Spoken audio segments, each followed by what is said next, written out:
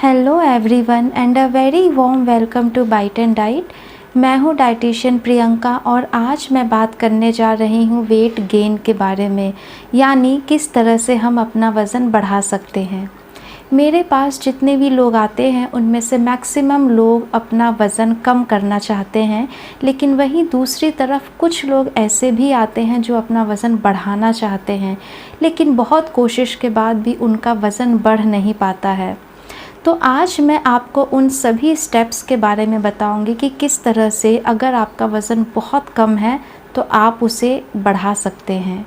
सबसे पहले हमारे लिए यह जानना ज़रूरी है कि हमारी हाइट के हिसाब से हमारा वज़न कितना सही है।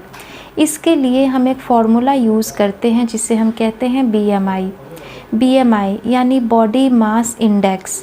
इस तरह के कैलकुलेटर ऑनलाइन भी बहुत सारे अवेलेबल हैं। आप गूगल पे BMI कैलकुलेटर भी अगर एंटर करेंगे तो वहाँ एक BMI कैलकुलेटर आ जाएगा एंड उसमें आप अपनी वेट और हाइट एंटर करके यह जान सकेंगे कि आपका वज़न आपके हाइट के हिसाब से सही है या नहीं है।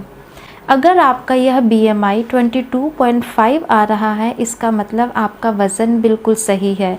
आपकी जितनी हाइट है उस हिसाब से आपका वज़न इतना ही होना चाहिए। लेकिन अगर आपका BMI 22.5 से ज़्यादा है, इसका मतलब आपका वज़न बहुत ज़्यादा है, आपको कम करने की ज़रूरत है। वहीं दूसरी तरफ अगर आपका वज़न 22.5 से कम है, इसका मतलब आपको अपना वज़न बढ़ाने की ज़रूरत है। और अगर यह 18.5 से भी कम है, यानी अगर आपका बॉडी मास इंडेक्स यानी BMI 18.5 से भी कम है, इसका मतलब आप अंडर वेट हैं। मतलब डेफिनेटली आपके शरीर में कोई ना कोई डेफिशिएंसी है, कोई कमी है और आपको वज़न बढ़ाने की ज़रूरत है। अब आप में से जिन लोगों का भी BMI 18.5 से कम है, उन्हें डेफिनेटली अपना वज़न बढ़ाने की ज़रूरत है। कारण BMI 18.5 से कम होना ये माल न्यूट्रिशन का साइन है, यानी आपके शरीर में कोई ना कोई डेफिशिएंसी है। आप अनेमिक हो सकते हैं, यानी आपका ब्लड जो कहते हैं हम खून की कमी होना, ये प्रॉब्लम आपको हो सकती है। हो सकता है आपके पीरियड्स टाइम पे ना आए क्योंकि वैसे ही खून की कमी है। थकान, कमज़ोरी, ये चीज़ें काफ़ी ज़्यादा होने लगेगी। इसके अलावा आपके बोन्स वीक हो सकते हैं, आपके मसल्स वीक हो सकते हैं, आपके हेयर की क्वालिटी बहुत अच्छी नहीं होगी, स्किन क्वालिटी भी अच्छी नहीं होगी, आपकी इम्यूनिटी वीक हो सकती है।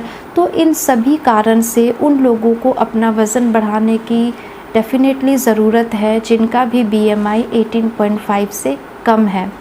और जो लोग ये वीडियो देख रहे हैं और उनका वेट बहुत ही कम है, वो मेरी इस बात से ज़रूर एग्री करेंगे कि वज़न बढ़ाना वज़न घटाने से भी बहुत ज़्यादा डिफ़िकल्ट है।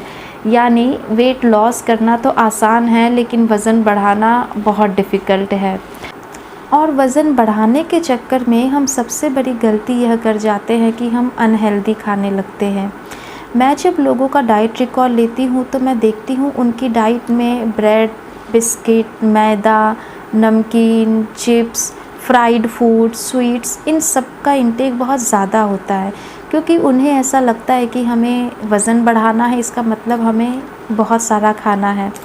ध्यान रखिए, आपको हेल्दी वेट गेन करना है, आपको हेल्दी वे में अपना वेट बढ़ाना है, क्योंकि एक तरफ तो आप वैसे ही अंडर नरिश्ड है, आपके बोन्स वीक हैं, मसल्स वीक है, खून की कमी भी है। उसके साथ आप अगर अनहेल्दी भी खाने लगेंगे तो ये आपके लिए और भी डेंजरस हो जाएगा। और इसीलिए हेल्दी वे में वेट गेन करना बहुत इम्पॉर्टेंट है। हेल्दी वे में वेट गेन करना क्या होता है? वज़न बढ़ाने का मतलब सिर्फ हमें कैलोरीज़ ही नहीं बढ़ानी है, आपको अपने मसल मास बढ़ाने हैं, आपको अपना बोन वेट बढ़ाना है। अगर आपके शरीर में कोई डेफिशिएंसी है, आपको उसे भी मीट करना है। और इस तरह से जब आप अपने शरीर की डेफिशिएंसी पे ध्यान देते हैं, मसल मास पे ध्यान देते हैं, बोन वेट पे ध्यान देते हैं, तो इसके बाद जो आपका वेट गेन होता है वो एक हेल्दी वेट गेन होता है। अब बात करते हैं हम डाइट की कि वज़न बढ़ाने के लिए हमें किस तरह की डाइट लेनी चाहिए। एक बात ध्यान रखिएगा कि वज़न बढ़ाने के लिए फ्राइड फूड का इंटेक बिल्कुल मत कीजिएगा, क्योंकि फ्राइड फूड डाइजेशन में तो डिफ़िकल्ट होता ही है, साथ में ये एम्प्टी कैलोरीज़ भी है। यानी इसके ज़रिए जो हमें फ़ैट मिलता है वो बहुत ही अनहेल्दी फ़ैट होता है और इसमें कैलोरीज़ के सिवा और कुछ भी नहीं होता। ना इसमें विटामिन है, ना मिनरल है, ना प्रोटीन है। तो आपको क्या मिलता है? सिर्फ फ़ैट। एंड दूसरी तरफ ये डाइजेशन में भी डिफ़िकल्ट है। तो एक बार जब आपने फ्राइड फूड खा लिया, उसके बाद बहुत लंबे समय तक आप बहुत कुछ खा नहीं पाएंगे। इससे बेटर है कि आप फ्राइड फूड को अवॉइड कीजिए। दूसरी चीज़, शुगर। हम में से बहुत सारे लोगों को ऐसा लगता है कि शुगर का इंटेक अगर हम हाई करेंगे तो इससे भी हमारा वेट गेन होगा, क्योंकि बिल्कुल ऐसा लगना भी चाहिए, क्योंकि इसकी कैलोरीज़ भी हाई होती है। लेकिन शुगर की जगह आप हनी यूज़ कीजिए, क्योंकि शुगर में कैलोरीज़ तो हाई होती है लेकिन सिर्फ कैलोरीज़ हाई होती है, उसमें और कुछ भी नहीं होता है। तो जैसा कि मैंने शुरू में ही बताया, एम्प्टी कैलोरीज़ हमें बिल्कुल नहीं लेनी है, हमें विटामिन, मिनरल सब कुछ साथ में लेना है। तो शुगर की जगह आप हनी यूज़ कीजिए, क्योंकि हनी में बहुत सारे एंटीऑक्सीडेंट्स भी हैं, विटामिन, मिनरल सब कुछ है। एंड ये आपके लिए शुगर से बेटर ऑप्शन है। तो शुगर को आप हनी से सब्स्टिट्यूट कीजिए। फूड आइटम में कोशिश कीजिए कि आप वैसे ही फूड आइटम लीजिए जो कि डाइजेशन में इजी हो और उसमें कैलोरीज़ के साथ साथ प्रोटीन, विटामिन, मिनरल यह सब कुछ हो। जैसे कि आप आलू ले सकते हैं। आलू में भी अच्छी कैलोरीज़ है, वेट गेन में हेल्प करेगा और साथ ही साथ ये डाइजेशन में भी इजी है। अगेन, फ्राइड पोटैटो अवॉइड कीजिए।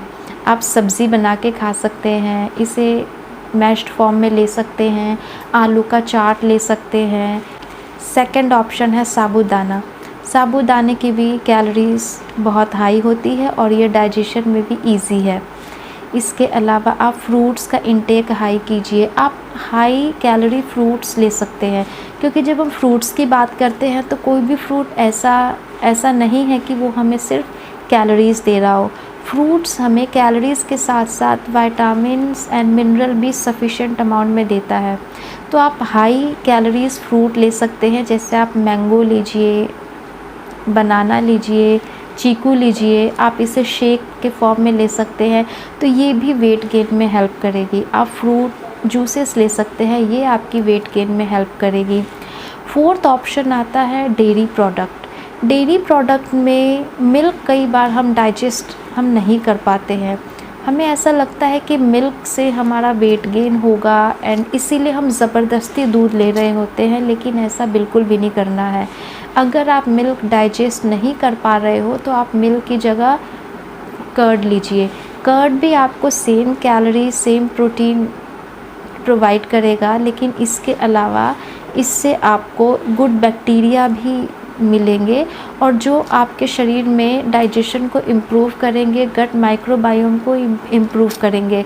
तो इसीलिए अगर आप मिल्क डाइजेस्ट नहीं कर पा रहे हैं, आप ज़बरदस्ती दूध पीते हैं, तो मैं कहूँगी बिल्कुल ऐसा मत कीजिए। उसकी जगह आप कर्ड लीजिए। आप स्मूदी में भी कर्ड यूज़ कर सकते हो, अपने मील्स के साथ भी आप कर्ड ले सकते हैं, ये भी आपकी वेट गेन में हेल्प करेगी। आप अगर नॉनवेज खाते हैं तो आप एग्स लीजिए, फ़िश लीजिए, ये आपको गुड न्यूट्रिशन प्रोवाइड करेगी। तो इस तरह से हमने देखा कि हमें वेट गेन के लिए वैसे ही फूड आइटम लेने चाहिए जो हम ईज़िली डाइजेस्ट कर पाएँ। सबसे इम्पॉर्टेंट, जो हम ईज़िली डाइजेस्ट कर पाएँ। हमारे लिए इम्पॉर्टेंट ये नहीं है कि हम क्या खा रहे हैं, हमारे लिए इम्पॉर्टेंट ये है कि हम क्या डाइजेस्ट कर पा रहे हैं, क्योंकि जो कुछ भी हम डाइजेस्ट कर पाएंगे वही हमें अल्टीमेटली न्यूट्रिशन देगा। तो इसीलिए अपनी डाइजेशन को भी ध्यान में रखना बहुत इम्पॉर्टेंट है। तो वैसे ही फूड आइटम आप लीजिए जो आप ईज़िली डाइजेस्ट कर पाए एंड जिससे आपको कैलोरीज़ के साथ साथ प्रोटीन, विटामिन, मिनरल ये सब भी मिल रहे हो, तभी आप एक हेल्दी वेट गेन कर पाएंगे। और साथ ही साथ आपको इस चीज़ का भी ध्यान रखना है कि अगर आपके शरीर में किसी चीज़ की सीवियर डेफिशिएंसी है तो उसकी भी रिक्वायरमेंट आप मीट कर पाएँ। जैसे हो सकता है आप एनीमिक हो, आपका खून कम हो, जैसे हम में से काफ़ी सारे लोग तो जानते ही नहीं हैं कि हम एनीमिक हैं, उनका हीमोग्लोबिन 10 रहता है एंड उनको लगता है नॉर्मल है।